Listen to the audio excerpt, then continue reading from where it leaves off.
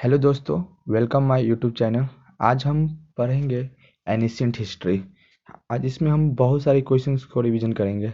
आइए हमारे आगामी परीक्षाओं की तैयारी के लिए जुड़ जाइए हमसे।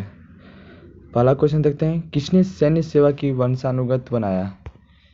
किसने सैन्य सेवा को वंशानुगत बनाया था? फिरोज शाह तुगलक ने सैन्य सेवा को वंशानुगत बना दिया था। अब दूसरा क्वेश्चन देखते हैं, जिसमें कहता है कि फिरोज शाह ने कहाँ से अशोक स्तंभ मंगवाकर फिरोज शाह कोटला में स्थापित करवाया था? अशोक का स्तंभ था, स्तंभ लेकर वो फिरोज शाह ने किस स्थान से मंगवाकर फिरोज शाह कोटला में स्थापित करवाया था? तो यह मेरठ तथा टोपरा। ओके, आगे बढ़ते हैं। क्वेश्चन नंबर, फतवा ए जहानदारी और तारिक फिरोज शाही की रचना किसने की? तो ये बर्नी ने की थी। अब आगे क्वेश्चन देखते हैं, फिरोज शाह तुगलक ने अपनी आत्मकथा किस नाम से लिखी है? फिरोज शाह तुगलक ने अपनी एक आत्मकथा लिखी है जिसको किस नाम से हम लोग जानते हैं? तो फतुहात ए फिरोज शाही, फतुहात ए फिरोज शाही। ये क्वेश्चन इंपॉर्टेंट है, VVI। ये क्वेश्चन आप नोट करके रख लें। आगे बढ़ते हैं, तुगलक वंश का अंतिम शासक कौन था? तुगलक वंश का अंतिम शासक हमारे नसरुद्दीन मोहम्मद तुगलक थे। तुगलक वंश का अंतिम शासक नसरुद्दीन मोहम्मद तुगलक था। और गयासुद्दीन तुगलक इसका संस्थापक था ना? नहीं, हाँ, गयासुद्दीन तुगलक था इसका संस्थापक है, तुगलक वंश का। और अंतिम शासक नसरुद्दीन मोहम्मद तुगलक। आइए आगे बढ़ते हैं, किसके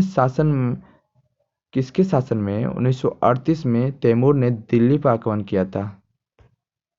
तो इसका क्वेश्चन हो जाएगा नसरुद्दीन मोहम्मद के काल में, क्योंकि जो अंतिम शासक था उसी काल में।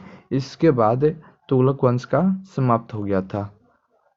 नसरुद्दीन मोहम्मद किसके शासन काल में? 1398 में तैमूर ने दिल्ली पर आक्रमण किया, नसरुद्दीन मोहम्मद। तो कभी कभी हमको ईस्वी दे देगा और राजा पूछ लेगा, शासक पूछ लेगा, कभी शासक दे देगा और ईस्वी पूछ लेगा।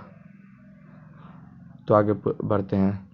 अब आते हैं, तैमूरलंग ने भारत पर कब आक्रमण किया था? तैमूरलंग तो यह 1398 में ही किया था।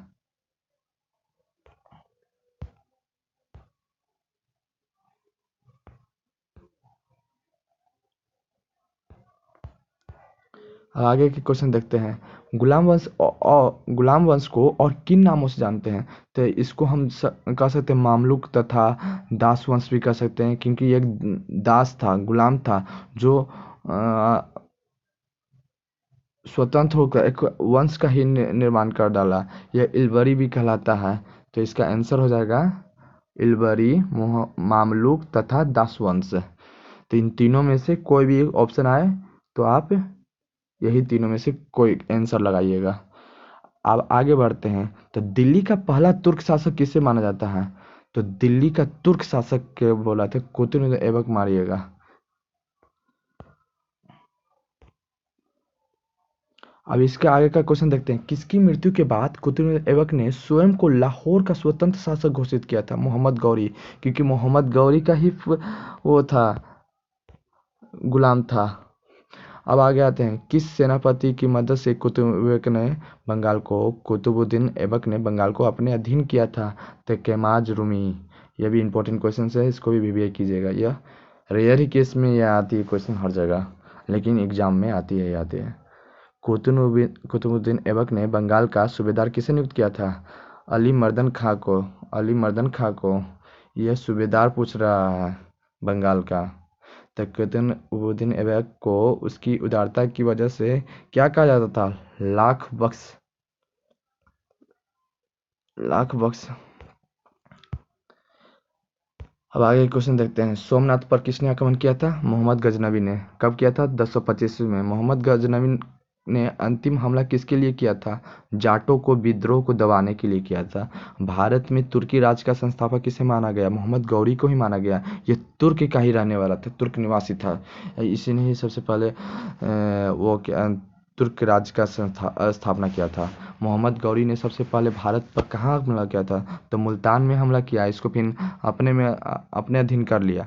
फिर मुल्तान पर आक्रमण के समय किस शासक के हाथों से उसे हार का मुंह देखना पड़ा। तो गुजरात के शासक मूलराज के, उस समय गुजरात का शासक मूलराज था।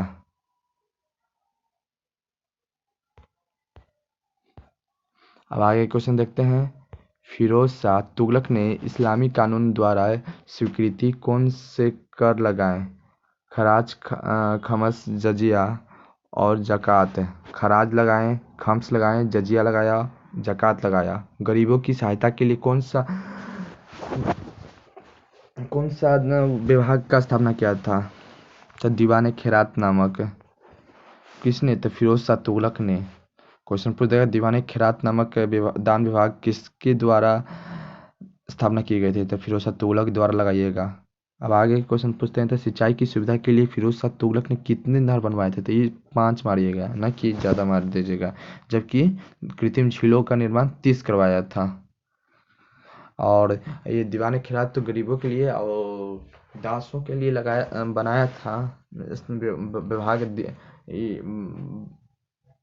एक और बनाया था, कौन था? बंदगान खा करके था।